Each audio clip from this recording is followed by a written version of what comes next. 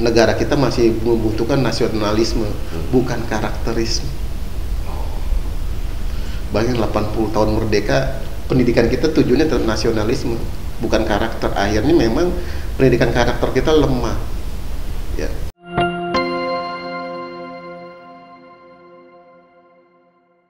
Assalamualaikum warahmatullahi wabarakatuh. Waalaikumsalam. Alhamdulillahirabbil alamin. Kan saya ini narasumber ini dosen apa sih? Universitas ya? Institut. Dosen Institut Al-Kamal. Alhamdulillah, ini Bang Junaidi udah ada di kita. Karena mana aku tahu ini, manggilnya Bang Junaid aja kali ya. Bisa. Bang Junaid, kita ini acaranya namanya podcast Ajan. Ajan itu aslinya Ahlus Sunnah wal Jamaah An-Nahdliyah. Karena memang ini produk dari Masjid Raya Kiai Haji Hasyim Asy'ari. Pak dosen, hari ini kita ngobrol tentang pendidikan Pak dosen. Pola pendidikan kaitannya dengan karakter, pembentukan karakter anak-anak, baik pelajar maupun mahasiswa. Karena memang lagi booming ini antara sains dengan akhlak. Ya. Tapi sebelumnya mungkin kita pengen tahu nih profil Pak dosen dulu lah, dari muda sampai sekarang ya, perjalanannya. Silakan. Ya, terima kasih. Assalamualaikum warahmatullahi wabarakatuh. Salam. Saya panggilnya Kiai Agus Salim. Di sini Gus Ondoy. Gus Ondoy. Gus Ondoy. Pasnya Gus Ondoy. Ya, saya asli ya, lahir di Jakarta, asli orang Betawi berarti. Sekolahnya dari kecil itu di madrasah. Tahu pasti madrasah dah ya. Saya Hidayah, Madrasah Sanawiyah, sampai Madrasah Aliyah di Man 1 Grogol. Oh, Man 1 Grogol. Ya. Kemudian masuk ke IKIP Jakarta. IKIP Jakarta jurusan Teknik Sipil. Senior. Belum, dulu masih apa namanya, sarjana teknik. Oh, ST. Insinyurnya udah hilang tuh. ST. Kemudian lanjut ke Universitas Padjadjaran Bandung, ambil ilmu politik. Berarti MSI. Ya. Gabung ke Institut Sains Teknologi Al-Kamal, mengajar mata kuliah pendidikan Pancasila dan kewarganegaraan. PPKN. Sebenarnya itu PPKN di SMP, di SMA. Kalau di perguruan tinggi ya bisa ya? Pancasila sendiri, kewarganegaraan sendiri. Ya, itu berdasarkan Undang-Undang Sistem Pendidikan kita nomor 20 tahun 2003. Ya. Ada 4 mata kuliah wajib yang seluruh perguruan tinggi di Indonesia itu harus ada. Yaitu Pancasila, kewarganegaraan, bahasa Indonesia, dan agama. Itu pelajaran wajib. Pelajaran wajib. Nah, saya mengajar Pancasila dan kewarganegaraan ini dari tahun 2015. Ya, dari tahun 2015. Pindah-pindah apa di Al-Kamal aja? Saya hanya ngebes di Al-Kamal, karena saya ada kegiatan yang lain. Nah, saya ngebuka pertanyaan ya soal tadi, update yang berkembang ya soal. Enggak, dulu. Kalau kata Mas ini, emang ini udah budaya biasa atau apa budaya? Kalau setiap menteri baru itu format pendidikan tuh sistemnya baru, apa bener sih? Kalau dosen lihat gitu? Undang-undang mengatakan bahwa pemerintah melaksanakan undang-undang. Ya. Nah, kembali lagi, kalau pemerintah tidak sanggup ngerubah undang-undang, tapi dia pengen ada rasa ngerubah, itu boleh saja. Karena untuk kebaikan, dimodifikasi. Contoh misalnya ya, undang-undang ini belum berubah, tapi Menteri Nadiem Makarim, Menteri Pendidikan kita, ngerubah ujian nasional itu hilang. Itu sah undang-undang? Sah, di undang-undang harus ada. Bukan permen, cukup permen aja, peraturan menteri. Dirubah melalui peraturan menteri. Artinya dalam undang-undang itu ada ujian nasional. Berarti pegangannya permen dong berarti. Iya, artinya bukan undang-undang. Undang-undang harus ada. Turunannya tapi permen. Ya, permen menjadi tidak ada. Artinya kan kebijakan itu. Nah, sebenarnya saya nggak ngelihat permen itu ada niat baik merubah itu. Ini harus dirubah undang-undang pendidikan kita. Menteri ini permennya ini kan ya, bisa. Tiap menteri itu beda-beda. Artinya kan bahwa mungkin pijakan beliau itu para menteri lihat kebutuhan pendidikan atau kebutuhan apa sehingga tuh permennya perkembangan zaman. Dan ini udah nggak layak. Ujian nasional itu nggak layak. Tapi masih ada negara-negara yang lama ya seperti di Cina ujian nasional masih ada. Tapi di negara Singapura nggak ada ujian nasional. Di Australia nggak ada ujian nasional. Saya sebagai kalangan pengajar ya, ini Indonesia kalau mau maju harusnya jangan sentralisasi sistem pendidikan, harus desentralisasi. Maksudnya gimana? Jangan dari pusat. Jadi masing-masing provinsi punya kebijakan. Mandiri otonom. Bisa itu, Pak? Harusnya bisa. Kenapa nggak bisa? Sekarang Jakarta nih turunannya perda bagi-bagi gitu ya. Bisa perda. Ya. Jakarta udah maju. Masa Jakarta disamakan sama provinsi yang belum maju? Maaf ya. Betul. Gitu. Ujian nasional soalnya sama, soal matematika sama. Se-Indonesia. Makanya dirubah sama Nadiem Makarim dihilangin. Kualitasnya beda, kualitas pendidikan. Tapi saya heran ya, menteri ini baru nih, menteri pendidikan kita yang baru mau ditimbulin lagi ujian nasional. Saya jadi kok mundur, tapi belum putus ya, masih mengkaji katanya. Mungkin pertimbangannya belum siap kali anak-anak Indonesia kalau tidak ada kalau sebenarnya nasi atau segala macam. Ujian nasional untuk apa sih? Untuk mengukur anak itu berhasil apa enggak dalam belajar 3 tahun. Ukurannya kan diukurnya gitu. Kenapa harus standarnya nasional? Kan bisa standar dari daerah. Ya. Jadi memang ada yang nasional, ini nasional yang ini, daerah yang ini atau gitu? Enggak dong, nggak bisa dong masuk ujian 2 kali. Enggak, artinya sistem standarnya gitu. Nggak bisa ya? Udah desentralisasi aja. Jakarta kota maju, Jogja kota maju dalam hal pendidikan. Dia punya standar sendiri. Tapi kenapa harus disamakan gitu? Nah, ini sebenarnya udah kajian lama, Pak. Udah kajian lama yang terkadang kembali lagi ke menteri. Nah, dalam kajian itu emang pernah terbesit bagaimana bentuk karakter anak-anak gitu ya, Pak. Supaya itu baguslah kelakuannya. Kelakuannya bagus lah gimana gitu lah.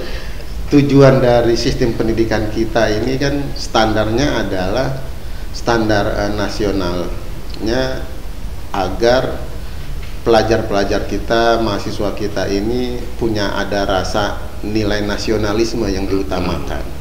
Seharusnya. Ya, memang tujuannya adalah nilai nasionalisme. Karena itu apa kata Bung Karno ya, negara kita masih membutuhkan nasionalisme, bukan karakterisme. Bayangin 80 tahun merdeka, pendidikan kita tujuannya tetap nasionalisme, bukan karakter. Akhirnya memang pendidikan karakter kita lemah ya, bukan lemah lagi. Pernah ada pendidikan yang bagus, pendidikan akhlak hilang, pendidikan moral hilang. Nah, ini nih yang hal-hal yang perlu diperbaiki saya kira. Nah, yang bisa dilakukan adalah desentralisasi sistem pendidikan. Kalau di pusat nggak bisa ngerubah, ya daerah-daerah yang ngerubah. Jadi untuk urusan karakteristik atau moral itu diturunkan, kasih ke daerah, daerah bikin sesuai dengan budayanya. Nah, iya. Terbentuklah itu ya karakter si pelajar-pelajar itu punya karakter. Ya kan kalau kita orang nih, yang orang tua nih, senang sih anak pintar, senang. Anaknya cerdas, senang. Cuma kalau gitu anak cerdas buat apa kalau anaknya nggak bagus? Nah itu keresahan orang tuh kayak gitu, Pak dosen. Iya. Makanya saya usul saya gini. Terkadang ada persoalan atau kunci yang menyebabkan karakter pelajar kita ini lemah itu dari faktor orang tua. Rumah. Ya, orang tua itu bukannya bapak ya, tapi ibu. Kenapa nggak bapak? Bapaknya kan nyari duit. Jadi yang ada di rumah adalah ibu. Jadi kuncinya tuh di ibu nih mungkin. Ada ibu-ibu nih yang nonton nih ya. Kunci karakter anak itu ibu. Terkadang ibu ini kurang mengetahui, kurang memahami bahwa anak itu butuh karakter dari orang tuanya. Contoh ya, yang anak lakukan ketika pergi ke sekolah, bapaknya udah pergi duluan, yang ada ibunya. Dia pamit sama ibunya, Bu saya mau sekolah, kata ibu, ini uang nak, buat jajan. Kok uang yang dikasih?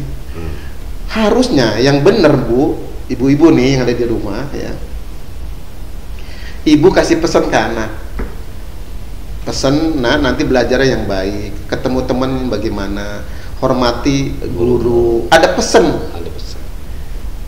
Nah nanti kalau ada PR udah dikerjakan atau belum, PR-nya udah selesai belum, nanti ketika presentasi sama guru begini-begini. Nah jadi ada pesan dari orang tua ke anak ketika dia mau belajar. Ya. Itu yang pertama. Itu namanya, itu sebenarnya karakter. Artinya bahwa karakter itu secara formal penting apa nggak penting? Oh penting banget. Oh, penting banget. Dan itu dilakukan dari sebelum di sekolah ya. Ini kan informal nih. Ini kan informal nih kalau informal. Ya, pendidikan informal. Formalnya. Nah, kalau pendidikan formal kita kan ada di undang-undang. Dari SD, SMP, SMA, perlu itu namanya pendidikan formal kan? Formal, ya. Di dalam undang-undang ada 3 nih. Iya, maksudnya kan pembelajarannya berapa jam itu untuk urusan agama, urusan moral gitu. Kalau zaman kita kan PMP. Iya. Zaman kita apakah sekarang sehebat dulu atau gimana sekuat itu ya? Nah, kurikulum pendidikan formal kita yang sekarang ini saya bilang masih lemah. Masih kurang. Kembali lagi, kalau mau lebih, mau tinggi, mau banyak, didesentralisasikan sistem pendidikan kita. Jangan tetap disentralisasikan. Saya bilang di sistem undang-undang pendidikan kita yang nomor 20 tahun 2003 itu udah lama, kelamaan, nggak mengakomodir desentralisasi daerah untuk memajukan moral. Nggak bisa kalau sebelum undang-undang ini dirubah. Tapi undang-undang bisa desentralisasi bisa undang-undang. Sistemnya sekarang belum bisa. Semua sama sistem pendidikan kita nih, TK, SD, SMP, SMA, semua sama. Se-Indonesia. Yang udah modern atau belum modern atau maju masih terbelakang, standarnya itu dia. Nah, nasional. Pantas sampai resah tuh orang-orang nih ya. Nah, ini yang perlu dirubah. Udah saatnya saya kira dirubah undang-undang itu. Iya. Gimana mau ada karakter pelajar kita menjadi lebih baik kalau nggak ada perubahan? Sekolah nggak bisa Pak. Nggak bisa. Sekolah mengadakan kurikulum baru, nggak ada gurunya. Iya. Nggak mendukung. Ada pola ekstra kurikuler itu. Kurikulum hanya sifatnya sesuai kebutuhan. Ini apa namanya itu? Sporadis. Mengisi kosongan ke anak itu, misalnya olahraga, ke hobinya, ekstra kan itu kebanyakan. Nggak pernah karakter, nggak pernah ya? Nggak ada karakter kecuali informal ya, misalnya pengajian di majelis taklim, kan itu informal. Iya. Jadi gini Pak dosen, jadi harapan Pak dosen nih sebagai dosen yang paham pendidikan, ini pemerintah pusat, daerah, sampai tingkat kota pendidikan harus seperti apa sehingga pola sistem pendidikan juga bagus, secara karakter juga bagus. Gimana pengen kira-kira harapan Pak dosen lah? Kalau harapan saya gini ya, Indonesia masih menganut kurikulumnya sentralisasi. Negara maju, dalam pendidikan negara maju itu udah desentralisasi. Kalau di negara-negara maju negara bagian ya. Negara bagian yang menentukan gitu. Kalau kita kan sama aja. Itu ya, ini yang terkadang kenapa sih kita ini masih memegang, masih pola-pola lama masih terus dipegang gitu, nggak berani mencoba untuk, memang ada resiko ya, ada resiko ketika misalnya ada perubahan kurikulum suatu daerah maju, kan dampaknya daerah itu SDM-nya bagus-bagus. Ini kan jadi lomba mereka. Lomba bersaing. Gitu. Positif lah itu. Positif sebenarnya. Di mana risikonya? Kalau misalkan seperti itu? Kalau saya ngelihatnya ya, maaf ya kepada pemerintah dalam hal ini, khawatir ketika misalnya terlalu jomplang pendidikannya kita ini, yang maju-maju dengan kekuatan keuangannya daerahnya, yang miskin ketinggalan terus. Ya kan kalau kabupaten provinsi yang duitnya kurang banyak kan pusat bisa support dari atas. Lebih besar daripada yang misalkan mau Jakarta gitu kan, bisa begitu cara pengaturan keuangan. Mungkin pemerintah nggak mau subsidi uang mungkin ya. Yang penting dia pegang. Ngopi dulu. Iya. Biar semangat. Jadi memang tergantung bahasa ini givennya pusat. keinginan pusat. Bagaimana ini mau nggak desentralisasi ke bawah, masalah sistem pendidikan. Persoalannya kan kenapa masih nggak mau? Itu kira-kira persoalan saya kira itu kekhawatiran. Jadi udah ada kekhawatiran ketika ini dilepas, yang maju-maju, yang ketinggalan. Kekhawatiran aja. Tapi nggak berani praktekkan. Coba misalnya, kan pemerintah itu 5 tahunan ya periode. Pemerintah ini nggak bagus, nggak sukses, kan bisa kembali lagi ke pola yang lama. Nggak ada Pak sistem pendidikan yang sentralisasi di negara-negara maju. Udah desentralisasi Pak. Semuanya sudah ya? Hampir, kecuali maaf ya di negara-negara yang bekas komunis itu masih tetap sentral, kayak Cina, Vietnam, itu negara-negara itu masih tetap. Kalau negara berkembang nggak berani kali ya? Indonesia itu masih tetap berkembang. Jadi nirunya tetap ke sana. Coba nirunya ke negara yang maju. Iya. Berani sih pendidikan kita. Bisa dimulai itu. Sebenarnya harus bisa. Udah zaman sekarang. Seharusnya bisa. Kita mau maju, Indonesia nih dalam hal pendidikan ranking keberapa sih sedunia? Jauh bener, dari perguruan tingginya, dari kurikulumnya tinggalan jauh, kalah sama negara-negara tetangga. Kita ngejar Singapura, aduh entah tahun berapa baru kekejar. Malaysia kita udah ketinggalan. Ada asumsi apa emang sengaja pemerintah terposisi tengah-tengah, nggak mau ke atas, nggak mau ada kesalahan Pak. Apa karena takut bantuan dunia? Gimana tuh Pak Dosen? Ada nggak ya? Ini asumsi orang-orang yang kalau saya gini gitu.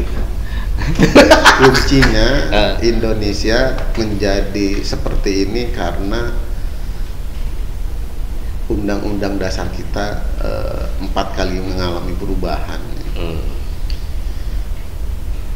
Dulu kita punya yang namanya GBHN, garis-garis besar haluan negara. Sekarang GBHN kita hilang Pak. GBHN itu apa? Kalau anak sekolah, anak pelajar, GBHN itu cita-cita Pak. Cita-cita.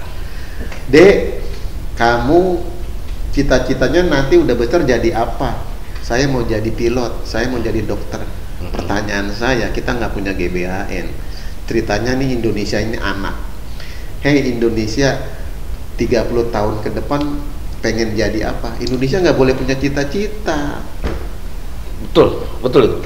Ya. Jadi Indonesia nggak boleh punya cita-cita tahun 2040 swasembada pangan, nggak boleh. Karena presidennya cuma 5 tahun. Betul. GBHN itu emang isinya emang 30 tahun belum depan. Program itu. GBHN itu bagus banget Pak, dalam sebuah negara. Saya baru iya. Itu betul. Kunci Pak. Kunci. Iya. Kita nggak boleh punya GBHN Pak, jika undang-undang dasar kita dirubah. Iya. Karena undang-undang itu dirubah 5 tahun. Soalnya emang perencanaan pembangunan negara GBHN mengacunya. Mau presidennya siapa GBHN jalan terus. Iya betul. Lah kalau presidennya 5 tahun sekali ganti, 5 tahun sekali nggak punya cita-cita. Betul, hilang sekarang tuh ya. Nggak punya kita, bangsa kita nggak boleh punya cita-cita, dilarang. Coba orang punya cita dilarang. Vietnam udah jauh Pak, kita ketinggalan. Apalagi sama Thailand. Betul.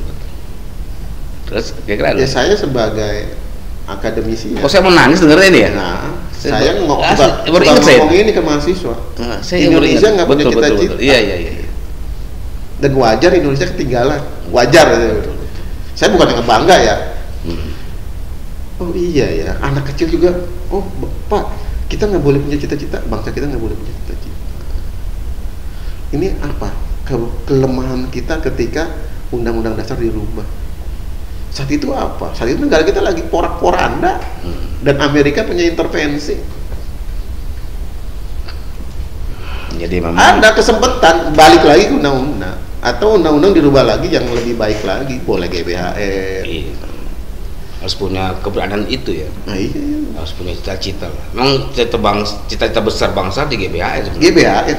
Dan yang itu tadi saya paham memang kalau ada rapat pembangunan nasional, GBHN.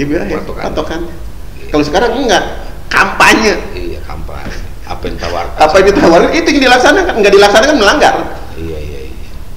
Jadi 5 tahun cukup. Indonesia 5 tahun bangun waduk, udah selesai bangun waduk aja. Nggak bisa bangun yang lain.